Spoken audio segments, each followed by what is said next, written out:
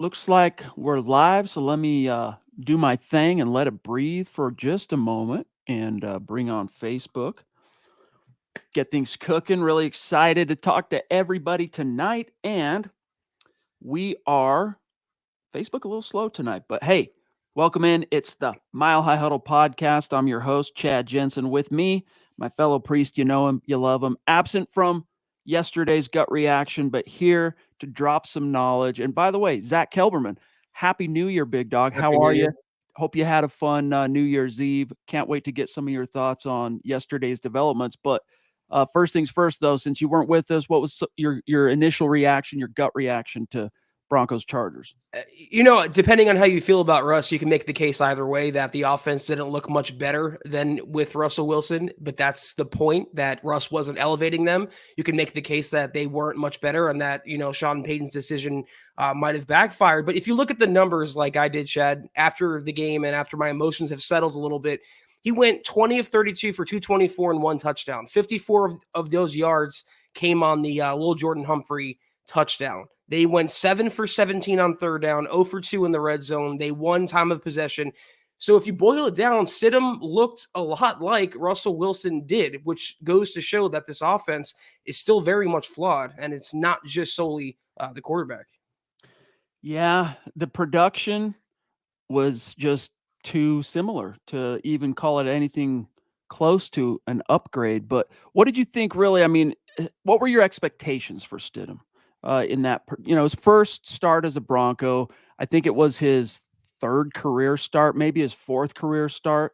0-2, hadn't won a game yet. He finally gets his first NFL win. But were we really expecting Stidham to go set the world on fire? No, that's a good point. I wasn't thinking he'd be 500 yards and 5 touchdowns, but I was Right. more or less looking at what he did inside of the pocket, not necessarily the numbers. Was he stepping up? Was he avoiding sacks? Was he better than Russ in that department? And that's what Sean Payton talked about today, Chad. He said they had a 15-game sample size. He didn't say Russell Wilson specifically, but he noticed certain things over a 15-game period that led him to replace Wilson for Stidham. I noticed there were more crossers. I did like the play calling a little more. I feel like Sean Payton was more comfortable with Stidham, but he was about what I expected him to be. But it just showed me, and I'm not necessarily a Russell proponent or an apologist, that it goes beyond number 3. There are certain levels to this issue.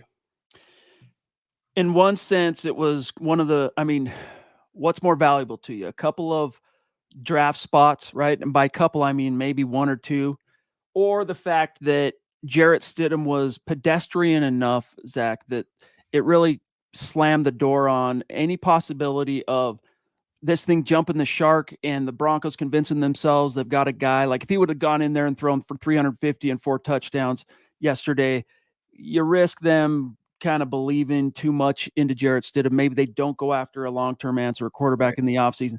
To me, that was one of the silver lining boxes that was checked yesterday was, okay, hey, turns out he's offered replacement level production for the quarterback he replaced, and that's what he is. He's a backup.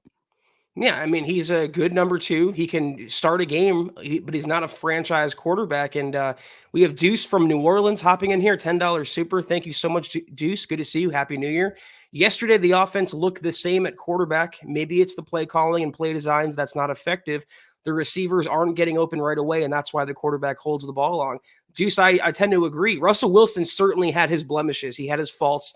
He was holding the ball. He wasn't seeing the middle of the field, taking too many sacks, yada, yada. But the separation issue, I would have liked to see Stidham, Chad, with a full complement of weapons. Javonte wasn't starting. Cortland was out. Marvin Mims was unavailable. It was a backup collection of talent that Stidham was throwing to. So it's still an incomplete sample size. But you're right, Deuce. This is the point I was making. It goes beyond Russ. It wasn't solely him, and that's why we use the word scapegoat when it came to his benching. He didn't have a lot of he didn't have much choice, Zach, but to involve more of the other receivers that we didn't see Russ go to all that often because, as you mentioned, Sutton out and the rookie out. But I mean, Lil Jordan Humphrey, 2 receptions, 69 yards, a touchdown, obviously an outlier play in one of those receptions. So it was a huge play. Loved seeing it. Jerry Jeudy, 6 targets. So Jeudy and Brandon Johnson led the team yesterday in targets, each with 6. Judy hauled in 3 for 54. Brandon 4 for 27. So his were, the slants and the underneath stuff that Jarrett Stidham was actually throwing. Didn't get to really see Russ make any of those slant throws under Sean Payton so far this year. I like seeing him at least, even though he didn't have much choice. Hey, turns out maybe this wide receiver core isn't as devoid of talent as we thought. Not to make too much of it, but it was encouraging seeing some of these other guys making some plays. There's definitely talent. It's never been the question. It's the production that's always been in question. And you rattled off the stats and the numbers. Those sound a lot like what it was under Russell Wilson. So it points back to it being maybe it's a system thing, maybe it's a scheme thing, maybe Sean Payton has more cobwebs to clean up than we all anticipated. But it was a lot more of the same. Very much deja vu, Chad, in a game that I'm pretty much apathetic to. You talked about they won, and that's great and all. And Stidham got a victory, but what did it do to their draft odds? What did it do to their false sense of hope going into 2024? That's why I was saying before the game, I know it's unpopular. You guys are going to criticize me, but it was in the Broncos' best interest to maybe drop these 2 games and secure the highest draft pick possible. So no surprise here, but Sean Payton officially names Jarrett Stidham the starter for the season finale. Here's what he said, amongst many things, in his conference call today with local media. Quote, pardon me, the depth at that position going into the game coming up will be the same with Jarrett as the starter. Pardon me, frog in my throat. Russ as the number 2. Number 1, our job is to score. We had opportunities in the red zone yesterday and certainly down at the 1-yard line. That's the first thing. I thought Jarrett did a good job after seeing the tape with his decisions, the ball security, and all those things you want to see from the position. Big play to Lil Jordan Humphrey was a heck of a play, etc. But protection was good. There were a lot of positives to build off of, close quote. Did you see it that way, Zach? Positives to build off?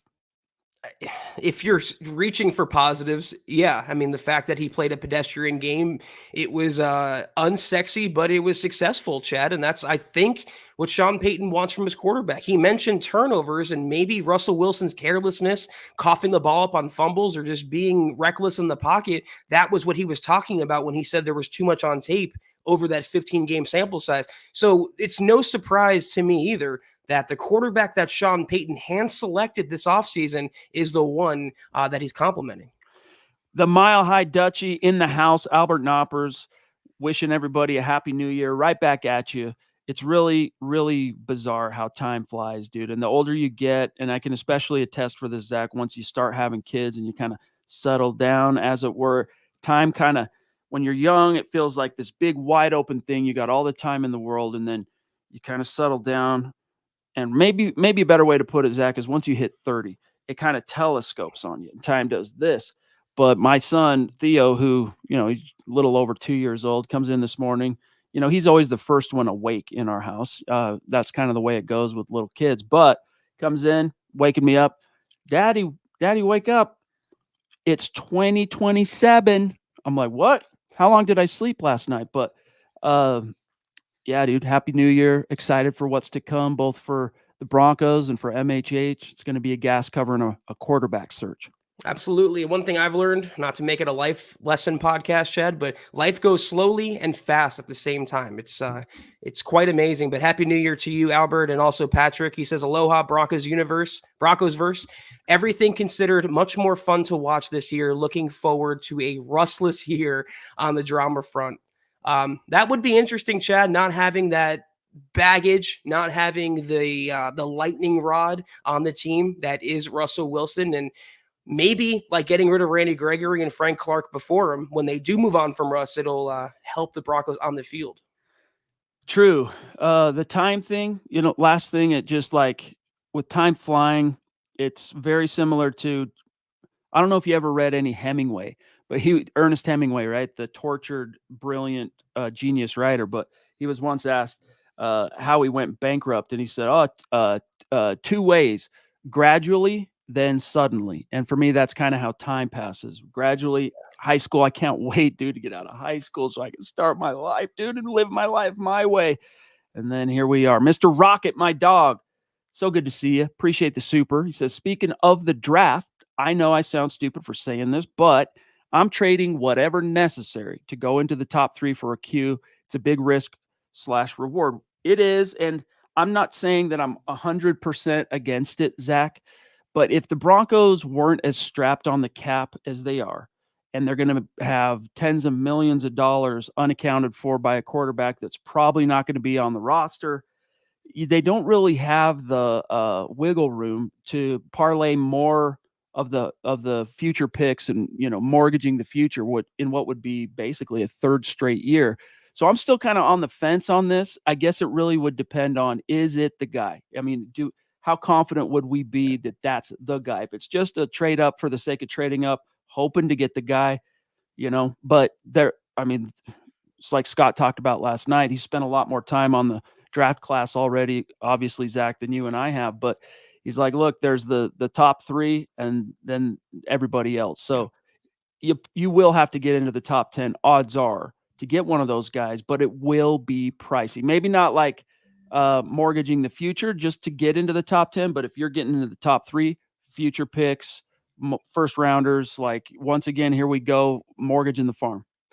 Yeah, I mean, you hit on it. I'm always in favor of a GM or a head coach or a team taking a swing for their guy if they truly 1,000% feel that's their guy. Now we don't know if that's Bo Nix or McCarthy or Jaden Daniels. That will come out over the next couple months. The thing is, though, you talked about mortgaging the future again.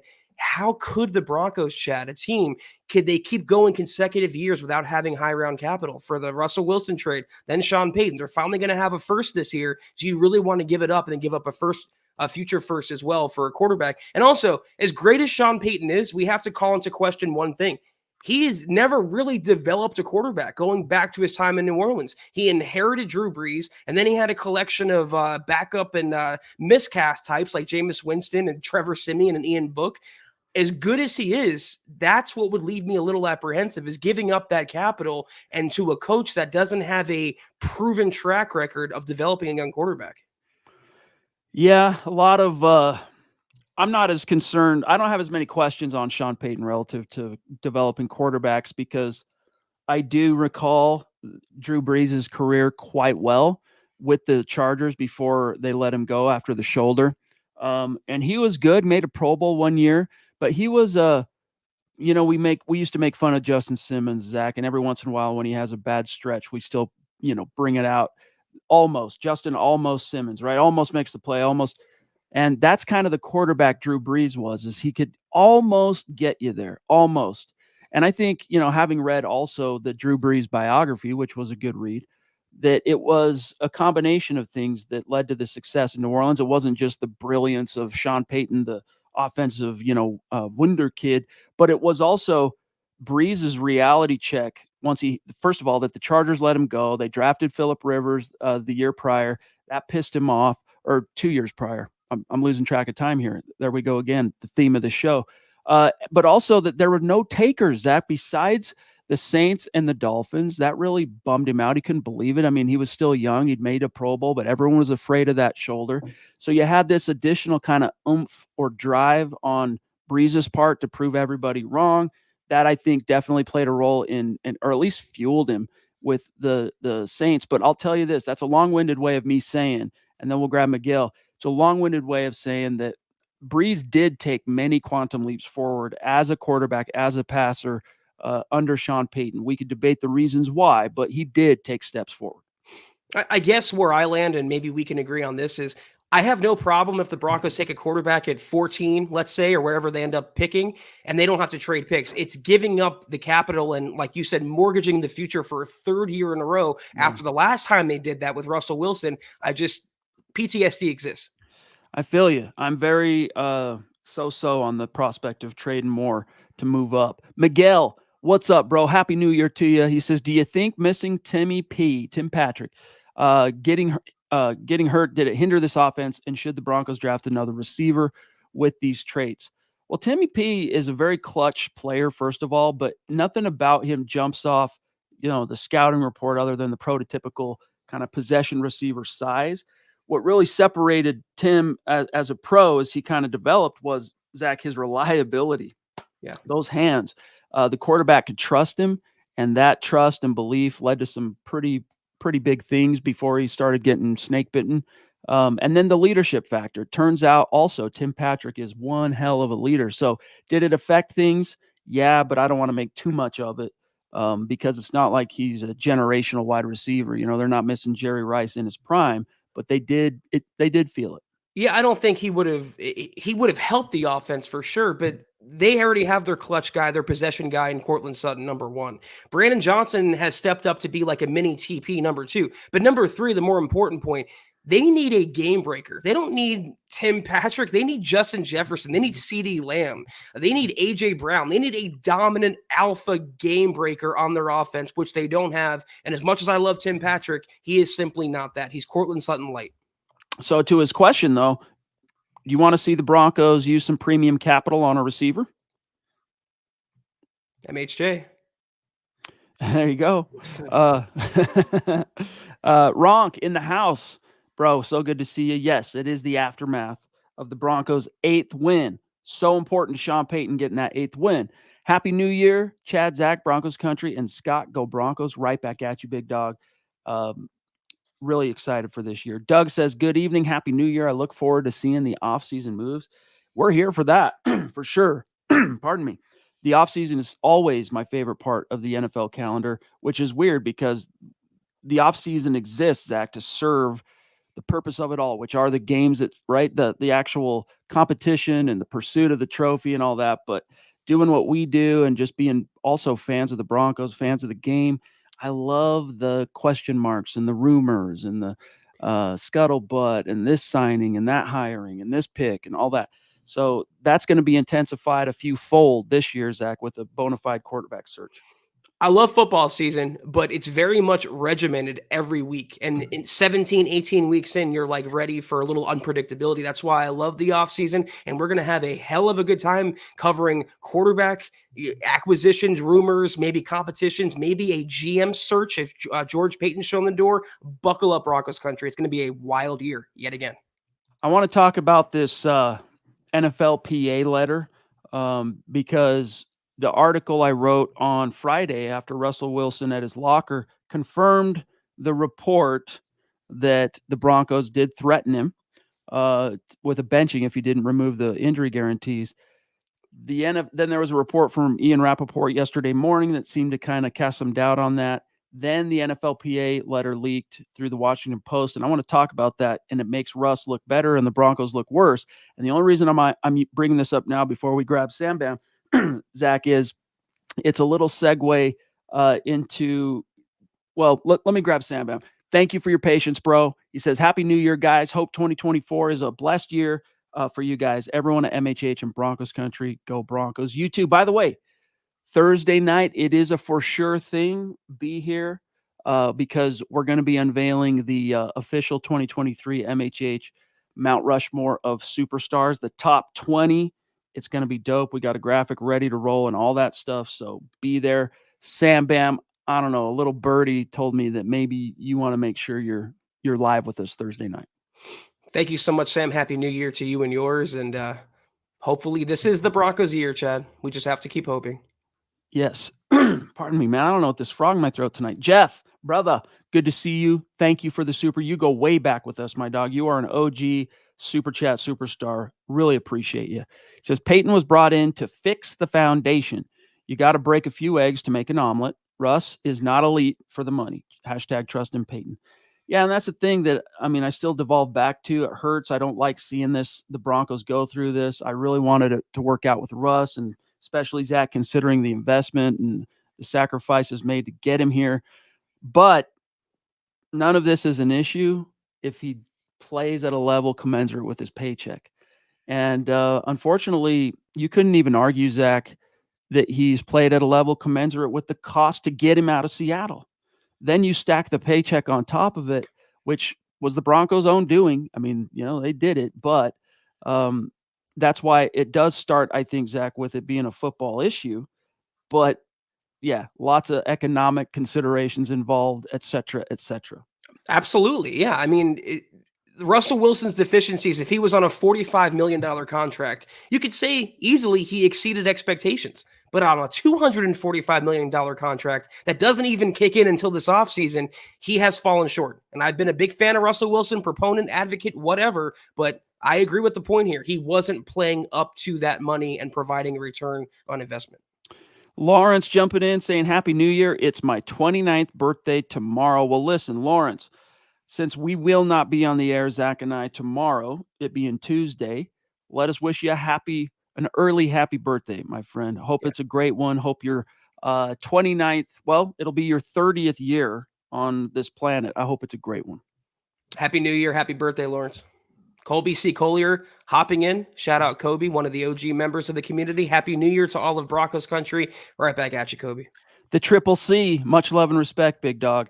And also Thursday for Colby and everybody on Facebook, Lawrence, the Ronk, if we see Phil, we will be revealing the Facebook jersey winner, the accounts for November and December. And then we're also going to reveal kind of the new process going forward on how Facebook gets in on the jersey action, can make sure they get in on the jersey raffle action. So be here for that. But Zach, you were bringing up the future of George Payton. What I was getting at there as I was digressing, not wanting to keep Sam Bam waiting too long, is if it turns out that the Broncos are lying and that they did threaten Russell Wilson, there might have to be a scapegoat. There might have to be some consequences ahead, might have to roll at Broncos HQ. And on top of some of the misses, right? I mean, it's hard to fault George Payton for making that trade for Russ, but some of his personnel misses, etc. It might be enough to see him bounce. If the Broncos feel like they need an expedient scapegoat. Well, also for the same reason that Sean Payton wants to move on from Russ. He wants his own guy. He inherited George Payton like he inherited Russell Wilson. I'm sure he would like Jeff Ireland in the role as GM, someone a little more familiar with his mindset and his inner workings than George Payton. But someone is going to be held to account. And as big of a fan as I was of George Payton, he might have to pay for the Russell Wilson disaster. So let me just get to this, because this was a little bit of a bone between. Well, let's grab Lady D real quick, and then we'll get to it. Deanna Hendry jumping in from the top rope, as she is wont to do. Love you so much, Lady D. Make sure, if you can be there Thursday night for the show. As I mentioned earlier, we're unveiling the 2023 MHH Mount Rushmore Superstar graphic. Everyone can see top 20. It's going to be dope. I think you're going to want to make sure you're there. She says, we need to get a quarterback. We need to get an offensive line. Definitely a new GM. Feel bad how Wilson was treated. Happy New Year, Broncos country, and everyone at MHH for life. Hashtag bridge the gap. Oh, thank you. Thank you, dear. Hashtag love you, Priest. We love you too. Seriously, Lady D, don't know what we do without you. You're a awesome member of this community, and just the vibe and the energy and the support and all that you bring. We really do love you. Yeah, the happiest of New Year's, Deanna. Thank you so much as always. And I got to say, I echo every point you make here. So on this subject, because she does bring up the GM, all right, I want to get to this real quick, and then we'll keep the conversation rolling, get the chat's reaction. But we heard tell, go away ad. We heard tell, let me see if I can blow this up one more level. There we go.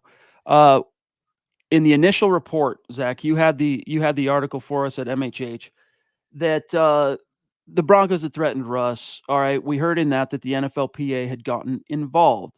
We weren't sure exactly the full extent of what that meant, but on Sunday, the Ian Rappaport report basically made it sound like the NFLPA didn't perceive what the Broncos' request to Russell Wilson. They didn't perceive the Broncos' request to Russ as a threat. That was kind of the impression Rappaport, his article was making. However, today, the Washington Post leaked the NFLPA's letter to the Broncos, and I just want to read this real quick, okay? Quote, it has come to our attention that the Denver Broncos recently informed Mr. Wilson and his certified contract advisor, his agent, that if Mr. Wilson would not renegotiate his player contract to relinquish certain salary guarantees, the Broncos would remove him from the starting lineup. If the Broncos follow through on the club's threat, the club will violate, among other things, the collective bargaining agreement Mr. Wilson's player contract and New York law. Remember, the NFL is based in New York, so it's bound by the laws there. And we are particularly concerned that the Broncos still intend to commit these violations under the guise of, quote, coaching decisions. Accordingly, we write to notify you that the NFLPA and Mr. Wilson reasonably anticipate arbitration and or litigation against the Broncos and the Management Council, triggering your respective obligations to preserve potentially relevant documents, close quote. So this doesn't prove, Zach, I wrote about this today. Does it prove Russell Wilson's accusation that the Broncos threatened him? No, because they could be going off just what Russell Wilson said. And of course, they're always going to back the player in every way, shape, or form. It's the purpose for their existence. But it is like, if we were looking at this, Zach, as a court of law, this is a relatively damning piece of circumstantial evidence on behalf of or supporting the witness on the stand's testimony, so to speak, Russell Wilson, that the Broncos did threaten him. So with the Broncos, I don't know. I mean, this is a public thing, and Russ at his locker on Friday chose to keep it in the public domain. The Broncos have traditionally not been one of those teams that likes to air its dirty laundry, but if there is some kind of evidence, Zach, or proof, or one of the phone calls being documented or recorded, and the Broncos that vindicates or exonerates the Broncos, they might have no choice but to leak it out there. I doubt it happens, but that might be the only way to make it go away if it's true. Meantime, I'm now significantly more inclined to believe that it's not just Russ perceiving it as a threat. It must have been. I do believe the Broncos must have said something that was quite clearly a threat. You said what I was going to say, almost word for word. The NFLPA has the best interests of Russell Wilson in mind, so they're going to form a letter using language that reflects Russ in a positive light and the Broncos in a negative light. It seems to me that the absolute truth, what happened beyond a shadow of a doubt, is that the Broncos did go to Russ and ask him to make a change to his contract or something with the injury guarantees or talk about a benching. Whether they threatened him, I think, is the only part of this discussion that remains up for grabs, but it's obvious that something did happen. You mentioned making it go away. The other way they can make it go away is by cutting Russ and maybe cutting a deal behind the scenes and making it all disappear. And we learned, Chad, the NFL is not going to let their messy business get out too much into the open. With the Washington Commanders workplace report, things like that. That took years for it to come out. Involving a superstar level talent like Russell Wilson in this messy divorce, I think all sides will come together to make sure it doesn't get too out of hand. But, I've been getting a lot of mentions or comments in my mentions, Zach, about drawing parallels between like the Patriots sitting down Trent Brown to avoid paying him the $6.5 million, the incentive bonus, etc. There is a difference because the game, to my knowledge, I don't profess to be a like total expert on all the language of Russell Wilson's contract. I've never seen it. All I can go off of is the general information we know, cap numbers, bonuses, all that stuff. But there is a difference between saying, hey, we're going to sit down the quarterback because we don't want to risk possibly being on the hook for an injury guarantee next year if he does get injured. There's a difference between that and literally sitting a guy down to deprive him of money that he had earned through an incentive bonus with one more game. He had done, in other words, everything that the team had laid out for him to earn that bonus. He was on track. Everything's good. They sit him down. To me, those are two different things. But Naj says, and thank you, Naj. Love you, big dog. Happy New Year to you. He says, I don't like how Payton has handled a variety of things, but it is what it is. Don't like missing the playoffs again. Don't like having to find another quarterback. But here we are. Life as a Broncos fan recently. Yes, it has been a bumpy 8 years. But I don't know if you want to view this, Zach, as a silver lining. But if they snap the streak against the Raiders next week or this week, get a win in Vegas, they finish with a winning record for the first time in 7 years. So there is that. How meaningful that is, I don't know. It is cold comfort, but it is a thing. It is for sure. And yeah, the quarterback carousel, no one likes getting on that, but the Band-Aid needed to be ripped off because it became apparent even to the most ardent observers that Russell Wilson was not the long-term future quarterback. And I think one more thing we could say definitively, Chad, we can all agree on is that the situation between player and team is it can't be reconciled. It's irreparable. That relationship is damaged, and they will be divorcing. It's just a matter of time when that divorce takes place. Xander, thank you for being with us tonight, my friend, and thank you for the very generous super chat. Happy New Year. Quarterback one, QB1 in the draft is out of range. Broncos need to trade for picks, but they're thin on depth. This bind looks like they should draft OL, D-line, and linebackers and just buy a Jacoby Brissett, etc. as a Jarrett Stidham add-on for 2024. Trade depth thoughts. Or quarterbacks like that was floated last night, like Baker Mayfield, etc. What are your thoughts, Zach? I would prefer no more leftovers or, short-term band-aids. I prefer the Broncos to finally draft a quarterback and build him up. I don't know who that would be, but it is a conundrum because you can't trade up after years of trading up, but you really do need that blue chip quarterback that might be out of your range. I like Jacoby Brissett, but he's the same thing as a Jarrett Stidham. He's a hold the fort guy. He's a great number 2 and a shaky number 1. I'd rather them roll into 2024 with Stidham as the hold the fort starter, and any rookie, second, third round, have him as the backup and have him in the pipeline to be developed. Agreed. I'm inclined to, this is your chance. I mean, it's one of the things Sean Payton said, Zach, at the podium on Wednesday, hour or so after the news broke that Russ was being benched. He kind of said it in passing, but it was to the effect of, look, I felt like we needed a change. I felt like one way or another, obviously Russ wasn't getting it done.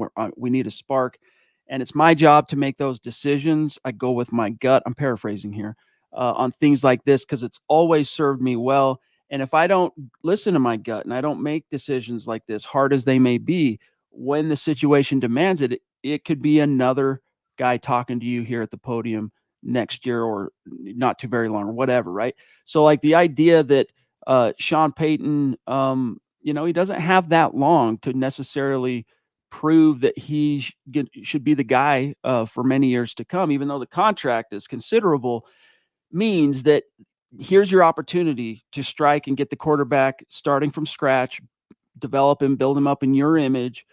I can't see the Broncos passing up on that opportunity.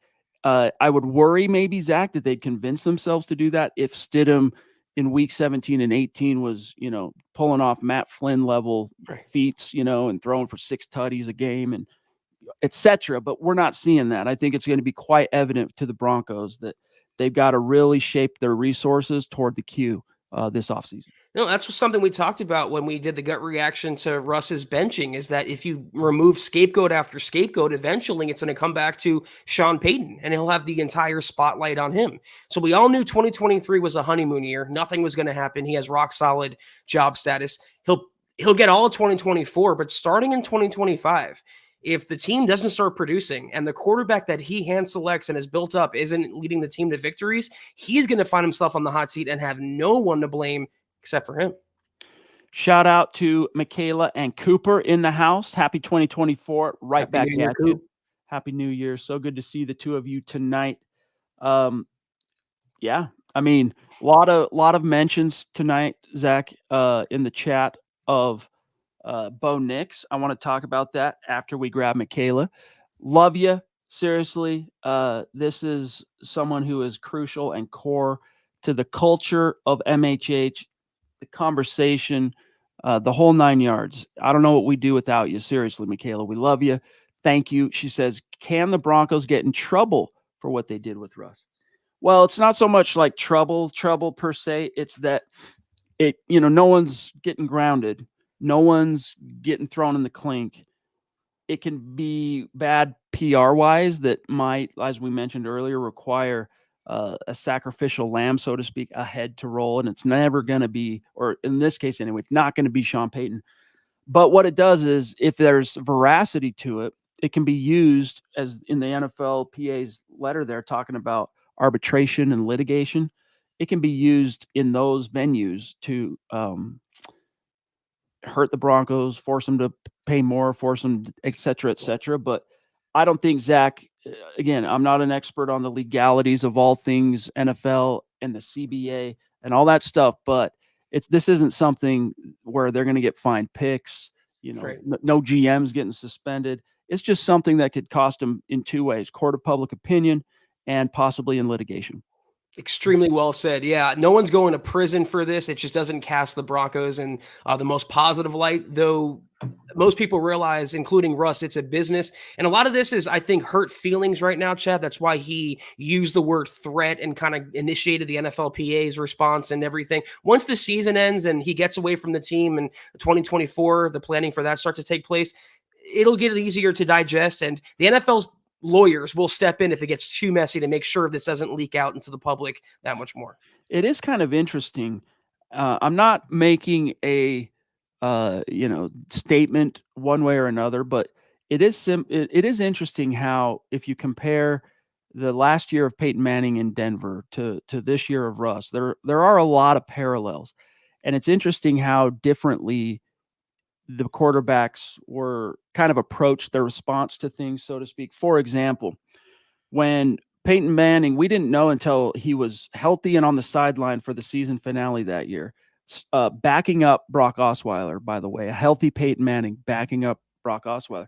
We didn't know at the time that he had basically felt like he was healthy and good to go for a couple of weeks. Kubiak had kept him on ice. Kubiak, claimed he had his reasons, et cetera, one of which was that he felt like Osweiler had deserved to continue kind of showing what he could do.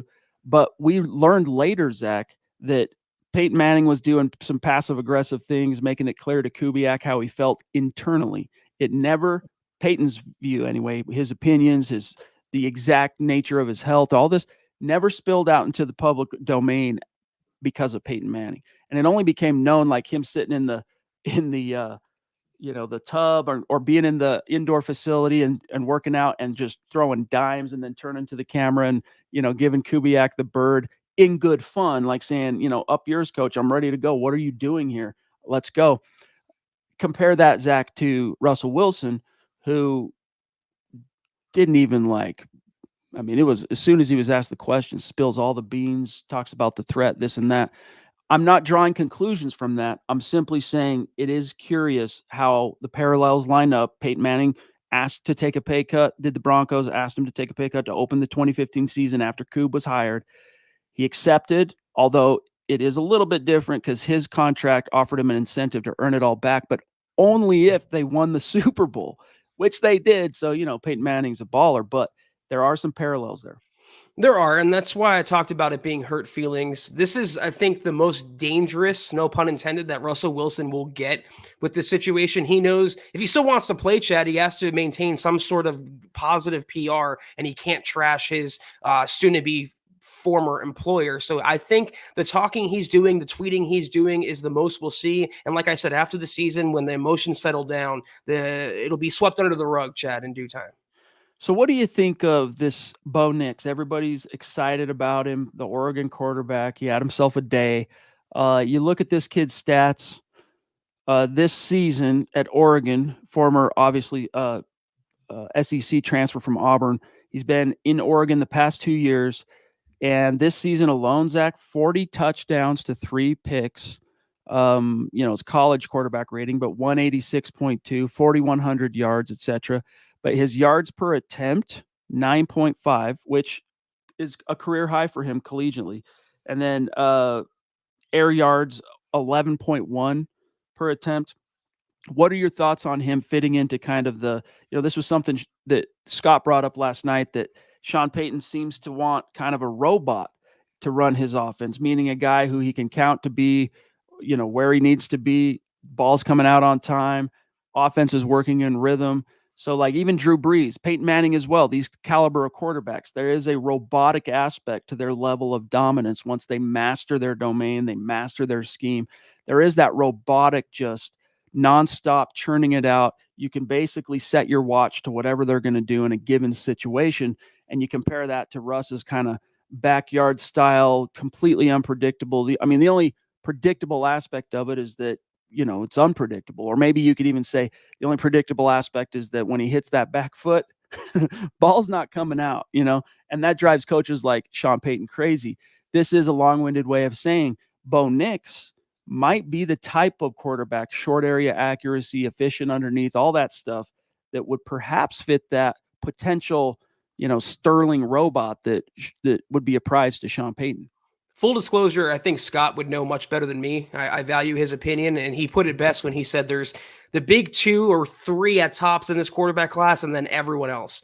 But among the everyone else, I do like a lot of what Nix brings to the table. I know he's high risk, high reward in some people's eyes, but I see some Justin Herbert to Bo Nix's style. And when Sean Payton was coming out of the Fox job, the rumors were he wanted the Chargers gig because he wanted to coach Justin Herbert. So if he sees them any sort of similar at all, he's going to jump at the opportunity. But that's my point I made from earlier. I wouldn't mind if you want to take a swing on Bo Nix with your, let's say, first round pick, whatever, how it shakes out. My problem would be if you move up and surrender capital for someone like Bo Nix, who is not a guaranteed prospect that's going to work out. No one is. So as it stands, for what it's worth, current draft order, Broncos are picking at 14. So if they win, they're basically going to be picking somewhere between 13 and like say 17, something like that. A lot of the evaluations I've seen of Nix is that he's best case scenario fringe first rounder. That's what Drew Brees was, by the way. He was actually a second round pick before there were 32 teams. If he would have been drafted at that same position after 2002, he would have been a first round pick. But I'm only saying this because if the Broncos did want to use their mid to later round first rounder on mid to early late first round pick on Nix, he's probably going to be there, even though we can't foresee what's going to change with Senior Bowl and all the, or whatever, the pre-draft trail. Lawrence, bro, he says, when Sean wanted to start Stidham, I thought it was because it was like the Steelers and Mason Rudolph, but it's definitely not. And I'd rather him just keep his contract. We already signed it. Yeah, I feel you on that, dude. Draft time, Broncos country. We got someone here who is obviously a big Broncos fan and a big fan of the draft. Happy to have you. Welcome. Thank you for the super chat support. If Russell Wilson's camp keeps pushing this for the Broncos to lose money or draft picks, why would any other team want him on their roster next season? And that's it's a good point, and it's something, Zach, that you could maybe elucidate on because you brought it up earlier. Yeah, that's what I was saying. I mean, Russell Wilson, from a human level, I know people think he's a robot, but he's actually a living, breathing human.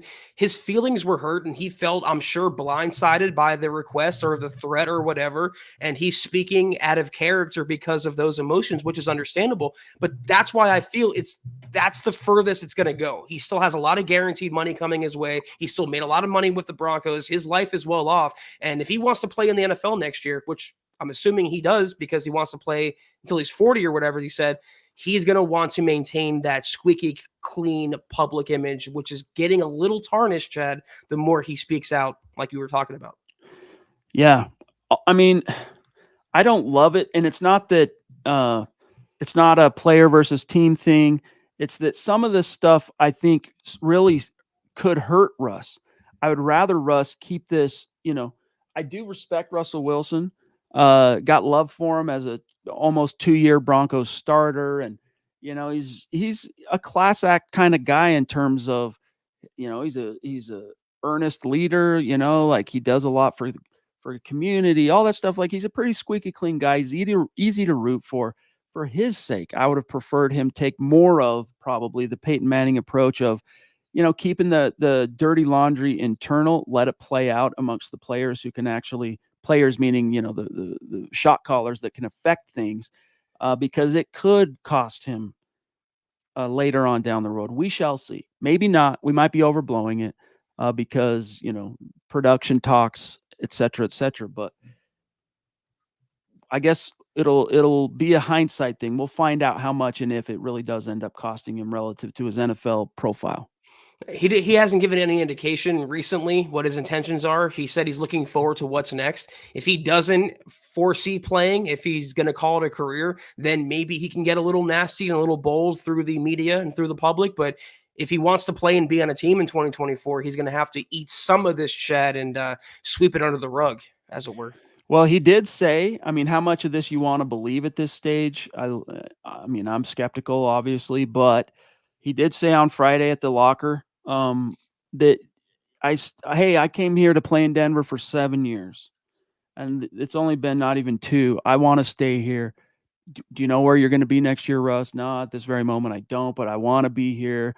I love the Broncos. First of all, he would say, I love the game. I love this game. And then it's almost like, and I love the Broncos and I love my teammates, kind of like that.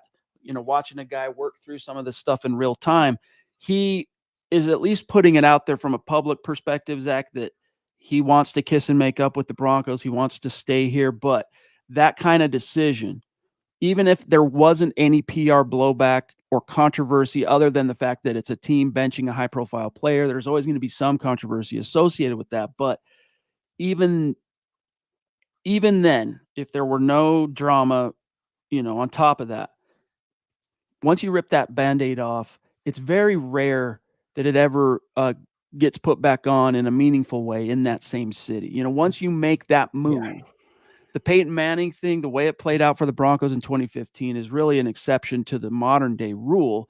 And if the Broncos, don't go on that romp and win the Super Bowl and all that stuff, maybe we hear some other drama leaks out about how Peyton was feeling about the whole thing. I don't know, but that's where things are right now with Russ. He wants to make it sound like he wants to come back, but I think he's pretty hurt. It's like Ron Burgundy. I'm hurt, right? He's upset about it, and obviously the Broncos are kind of off the Russ train.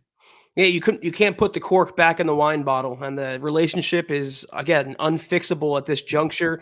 Russ is saying all the right things, but he knows deep down he's gone. And he even told Diana Rossini that Chad recently that he expects to be cut by March by the Broncos.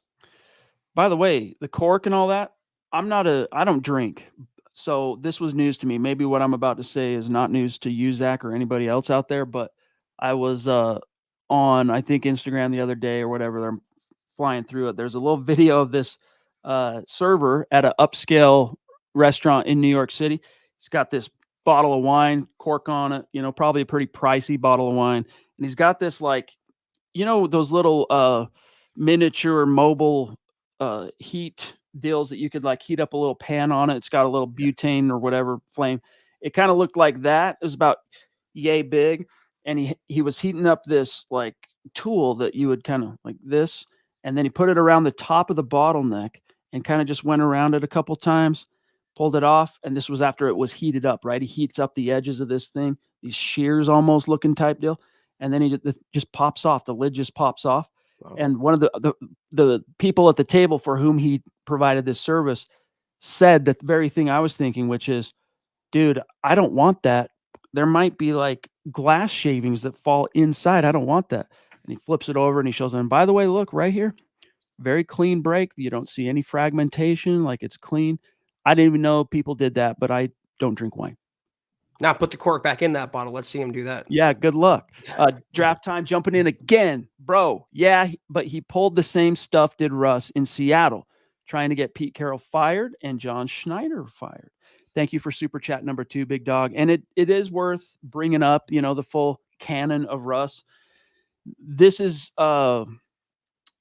it's unconfirmed. We don't know it for a fact, but there is some solid reporting out there that yes, Russ was campaigning. Most of you are aware of this, to get Pete Carroll fired. He wanted Sean Payton, ironically, according to the reports.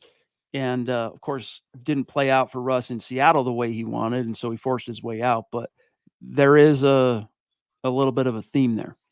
Careful what you wish for, you just might get it. And, I don't really care about Russ's tenure in Seattle. That was over 2 years ago. Russ's tenure in Denver's about to be over. So if that's what he did, that's what he did. We have to focus on who the next quarterback of the Broncos will be. We're at 49 minutes, guys, so we're about out of time. Any burning topics, get it in the chat. We'll do our best to get to it before we dip on out of here. And while we do have a second, I'm just going to peruse the chat real quick and see if there's any salient topics that we're missing out on here. I'm seeing it, both in the chat maybe and really just comments on YouTube, comments on milehighhuddle.com, Twitter, Zach, that the fan base seems pretty divided over kind of blame here. Half the fan base wants to blame Sean Payton. Half the fan base wants to blame Russell Wilson. It's usually not that simple or black and white, so to speak, but where do you stand on that? I'm down the middle. I'm Switzerland, Chad, because I see it both sides. It's a business, like I've been saying, not to sound like a broken record or be cliche. It's within the Broncos, right? If they want to bench a player, they want that player to redo his contract. It happens all the time. I don't agree with the threat aspect, but this is what the business world is like in the NFL. From Russ's point of view, I understand where he's coming from. He had a bounce back season. He was a top 5 statistical quarterback for most of the season. He looked the part. He was on a winning streak. He finally took down Kansas City, and now he's asked to be a backup. And sometimes it just doesn't work out. Sometimes you try and it fails and you go your separate ways. So I don't think there's Team Russ or Team Payton. I think there's cases to be made from both sides of the window. 2 more, unless there's anything else that pops up, and then we're going to dip both on Facebook. Keith, good to see you with your glorious beard, my dog. Hope you're doing well. Happy New Year to you. And I just realized this as I'm speaking your name. You've got a hat coming your way that I totally spaced out, my friend. So I gotta get that taken care of for you. He says, though, whether it's with the Broncos or another team, is Russ capable of leading a team to the playoffs? It's been since 2020 that we've seen that level of performance. Yeah, I mean, I think I have come to the realization, Zach, and a lot of this was, the scales falling off my eyes, so to speak, orange as they probably were after week 5, the Jets game, right?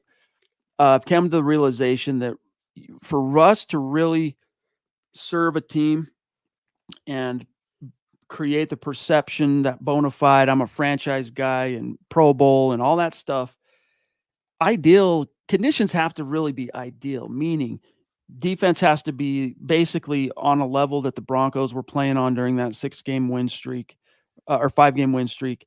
Your run game has to be not just like something you stay committed to, but very efficient and prolific. If those and savvy coaching along the way in terms of situational and stuff like that, if all those things line up, he's a guy that can get you to the playoffs.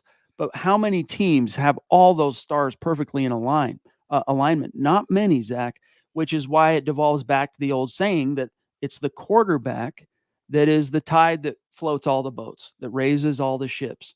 And so I've really circled back to the view that you can succeed with Russ, but you need everything to be really ideal, it seems, for him to take you to the promised land. Truthfully, I know he's older. Athletically, he's gotten a little slower, but he's still the same player he was in Seattle. That is not that great in structure, but great off of structure. Great playing backyard football in the fourth quarter, fourth quarter comebacks, game winning drives, making magic happen.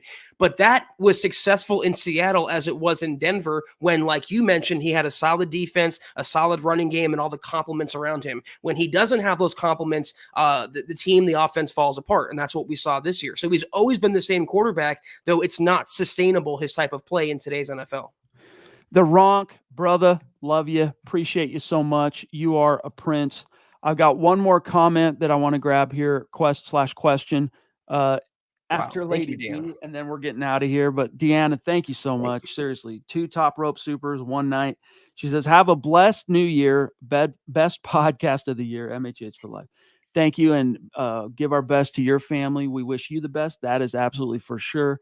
Love you, Lady D. Don't forget to be on the show Thursday night, though. Be there. Have it tuned in. You're going to want to. Thank you so much, Deanna, again. I got to get this one for our boy Eric Weber, jumping in with some big time stars. Thank you, bro. Says Happy New Year's, Priest, Deacon Scott, and Broncos country. Another year without playoffs sucks, and it would appear we still need our franchise QB of the future, but seems we're heading in a positive direction. Hoping we can pull off the victory in Vegas. I feel good about the Broncos getting the win because this season we can. There have been some warts on the year 1 of Sean Payton regime, but it has been a year of streak snapping. Not every streak that we would perfectly want snapped, like the playoff drought, but you finally beat the Kansas City Chiefs. That streak is snapped. You're on pace anyway you're for sure not for sure. You have a chance to have a winning season for the first time in many, many years. That streak is on par of being snapped. There are others, but you gotta polish this off right. I think I'm not as concerned about the one or two draft spots that it would behoove the Broncos. I do buy into the idea that they play the game to win, and winning does mean something, and it can give a team momentum. And da da da da da. Go beat the Raiders and snap the 7-game losing streak. Yeah, I mean, this season didn't go to how I thought it would. I thought they'd win double digits and be a playoff team, but let's say they finish 9-8. It's still a 4-win improvement on what Nathaniel Hackett did last year. It would be, you're talking about snapping streaks. The first time since 2016, the Broncos have had a winning record. So it might not have been perfect, but if they do beat the Raiders, finally get that monkey off their back, it would have to go down, Chad, as a successful year in year one under Sean Payton. Definitely a step forward. Definitely Yeah. a step forward. Draft time again, jumping in. Thank you, my friend. First time in 5 or 6 years the Broncos were at 500 going into a new year. Well, yeah, I mean, this was the first time since the final Kubiak season that the Broncos were competitively relevant in December. The closest they had come post Kubiak, Zach, was the Case Keenum year, and it wasn't December. It was dashed basically halfway through November, but they did create a little bit of a window in the beginning of that third quarter of the season, only to squander it, so to speak. So yes, it's a step forward. Has it been perfect? No. But Sean Payton, especially in hindsight, Zach, I'm realizing was dealing with a lot more, many more obstacles than I initially saw at first glance. For a team that didn't know how to win going 9-8 in your first year, I mean, that's pretty impressive. And it's definitely a stepping stone going forward. The expectation, though, Chad, especially if Sean Payton gets his quarterback, though, they have to be a playoff team in 2024. No ifs, ands, or buts about it. $18 million a year for Sean Payton. He'll have had 2 years to implement his system. It has to be playoffs or bust in 2024. By the way, before I forget, also, Keith Brugman, DM me your address, etc. Thank you, buddy. Nick, bro, the last time we weren't able to get to your comment, we ran out of time. This is playing out just perfect. We were able to get to you here, but this is probably our last one. He says, Happy New Year, fellas. Right back at you. He says, I appreciate all you do for Broncos country. Thank you, buddy. Will the Broncos name/organization ever be restored? Makes me sad that we've been in the national sports media in a negative light and connotation for several years. I know winning will do that, but it's been so hard for so many years.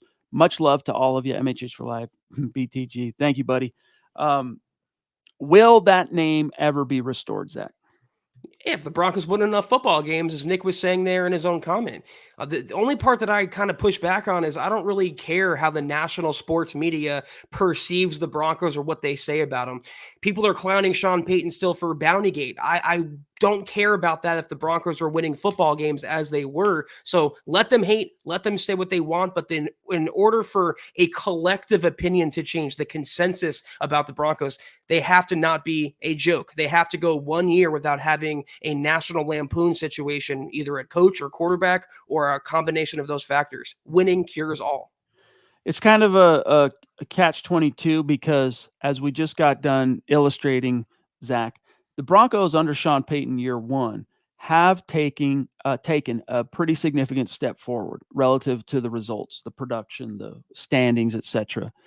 But it's not going to be as a lot of teams in that situation, year one, big fine, push forward, a little bit short of the playoffs, but look at how far we came relative to the year prior. And they are able to channel that all the more efficiently into year two because of continuity, especially in the key spots, whether it's quarterback, coaching spots, coordinators, this and that. The Broncos, it's going to be a little bit trickier to convert that momentum, that step one into step two, because of the quarterback questions. Things have changed lately in the NFL. It's not as unthinkable anymore, Zach, for a team to hit the ground running with a rookie quarterback, a first round pick. So you never know. I mean, the Texans this year are a good example of that, but I still feel like Sean Payton has brought this team forward a couple of 2, 3, 4 steps. I would tell you. I mean, it's 4 game. He's on pace to have, as Zach mentioned, a 4-game improvement over the previous regime. I'm still bought into that. I still think Sean Payton was the right hire, and I'm willing to cut him some slack, some benefit of the doubt, etc. And I'm still optimistic about 2024. Yeah, he was the right hire. I agree. I am optimistic as well, but you use the word tricky when it comes to taking the Broncos to the next level. At some point, Chad, he's being paid $18 million a year. Sean Payton has the reputation of being this all-knowing, amazing coach slash pseudo GM. Well, it's time to put that into actuality and prove that you're worth that money and prove that you're worth that reputation. And that's why I'm saying at some point, the arrows are going to go like this, and he can't escape those. Guys, love you. Thank you so much. Happy New Year. We got a couple messages for you, then we got a dip. Terrific episode, as always, of the MHH podcast. If you're not doing so, follow us on Twitter at the MHH pod. You can follow the main account at Mile High Huddle, Chad at Chad and Jensen, myself at Kelberman NFL, and Scott, our producer, at Scout Kennedy. If you guys want some merch, you know what it is, where it is, but just in case, MHHmerch.com. Check it out and get you some. Also, if you haven't, drop us a like at Facebook.com/Mile High Huddle pod. You can find us on Instagram at mile_high_huddle. And if you're on Apple Podcasts, make sure you're leaving your football priest a 5-star review for a chance to win some of that merch each and every single month. But if anything, y'all, please subscribe, like, and share this video and every video you see on the MHH channel. It really helps us grow and reach more Broncos fans just like you. Amen to that. Much love and respect to the great Super Chat superstars and supporters tonight. Throwing down Deuce from New Orleans, Mr. Rocket, Miguel, the Ronk, Doug, Sam Bam, Jeff, Lawrence, the Triple C, Colby, the Lady D, Naj, Michaela, the Duchess, Xander. I said Lawrence already, by the way, again. Happy early birthday tomorrow, big dog. Draft time, Broncos country. The GLP jumping in at the 11th hour. Bro, love you. The swashbuckler himself, Mr. Gary Palmer, with a very generous super chat to punctuate tonight's show, saying, hi, Chad and Zach and Broncos country. Happy New Year. Happy to be here. Happy New Year, Gary. Happy, right? Yes, right back at you. And we're happy to have you here as well. But now we got to go now. So we'll have to see you Thursday. That's a reminder. I almost forgot. Guys, make sure you're with us Thursday night. I know most of you aren't going to miss it anyway, but we're unveiling the 2023 graphic showing the actual breakdown of the Mount Rushmore Super Chat Superstars on YouTube for last year. Don't miss it. We'll see you Thursday, though. Have a great start to your week. Take care. And as always, go Broncos.